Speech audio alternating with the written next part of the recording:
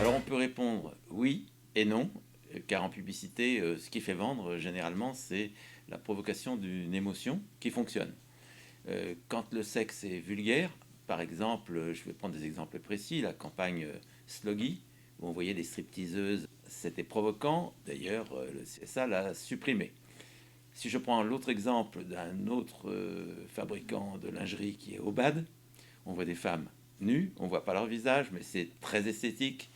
C'est une pub qui fonctionne extrêmement bien et qui ne fait que des jeux de mots sur le sexe, puisque c'est le jeu de la séduction. Je suis fou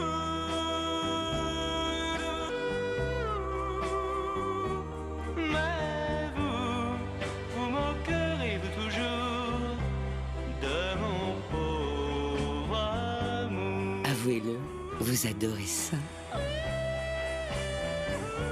Suchard, le chocolat pour adultes.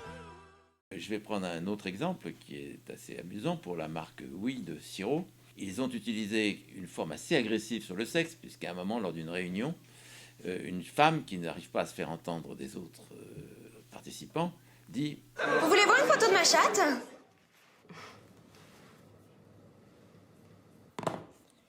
Et pour les chiffres, ce sont ceux de l'année dernière. c'est vrai que c'est très provoquant, mais ça a eu un succès formidable parce que c'est plein d'humour, ça fait rire tout le monde, et les enfants n'ont pas compris.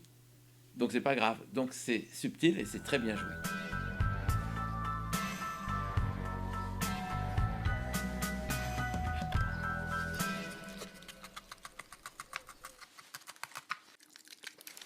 Mikado, les biscuits qui en dit long sur vous. Alors on peut expliquer que le porno peut venir jusqu'à dans notre frigo parce que la nourriture est de la même nature en fait que le sexe. La nourriture est le sujet qui crée le plus d'addiction.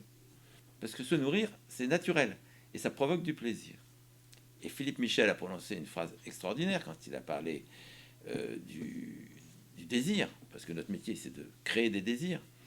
Eh bien, il a dit l'industrialisation du désir s'appelle publicité.